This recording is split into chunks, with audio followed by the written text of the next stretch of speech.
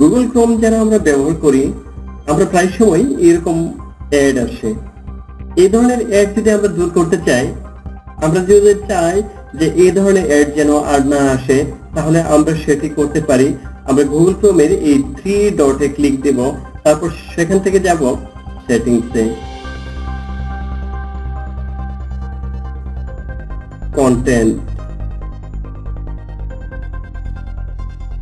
Content লিখে আমরা enter দেব। Enter press করার পর আমরা এখান থেকে নোটিফিকেশনে চলে যাব। এই নোটিফিকেশনে ক্লিক দেব।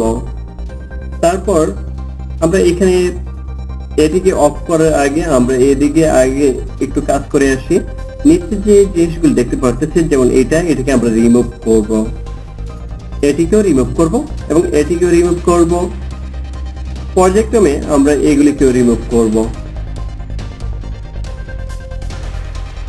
আমি সবগুলোকে রিমুভ করে দিচ্ছি এবং পাশাপাশি এটিকে অফ করে দিচ্ছি।